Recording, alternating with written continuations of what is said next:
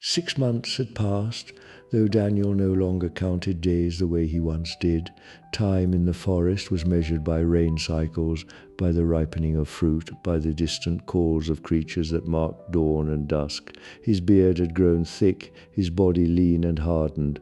The man who once panicked at every rustle in the bushes had been replaced by someone quieter, someone who listened before moving, and someone who remembered. He crouched beside a narrow stream, carefully sharpening a wooden spear with a shard of stone.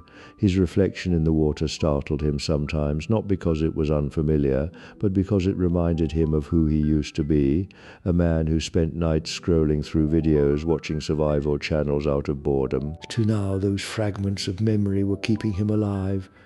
"Always secure water first," he muttered, recalling a voice from some YouTube video.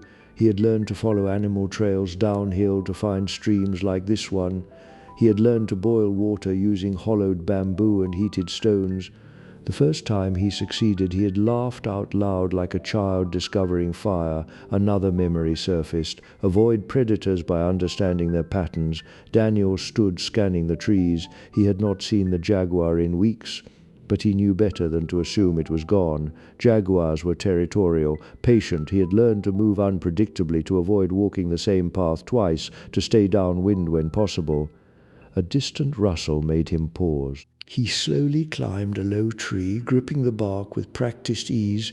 From the branch, he spotted movement below, a caiman sliding from the bank into the water, barely disturbing the surface.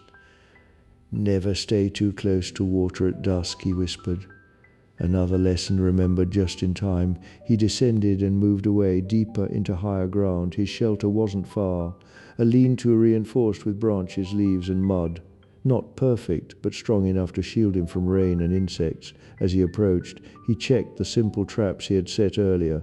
One was empty, another had caught something, a small rodent struggling weakly. Daniel knelt, his face calm but focused. 6 months ago, this would have horrified him.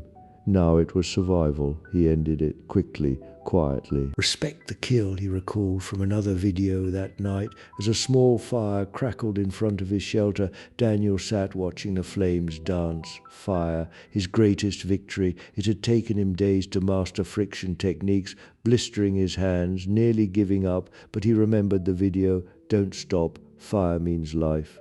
Now it kept predators at bay, it gave warmth, it gave hope. He looked up through the gaps in the canopy where faint stars peeked through. "Signal for rescue when you can," another voice echoed in his memory. He had tried arranging stones in clearings, building smoke signals, but the forest was vast and the sky often hidden. Still, he hadn't stopped trying, because the videos taught him something more important than technique. They taught him mindset. Stay calm, think, adapt. Daniel leaned back, closing his eyes for a moment, listening to the forest. The same forest that once hunted him now felt familiar, still dangerous, still unforgiving, but no longer unknown. "I'm still here," he whispered, and tomorrow he would wake up, remember again and survive another day.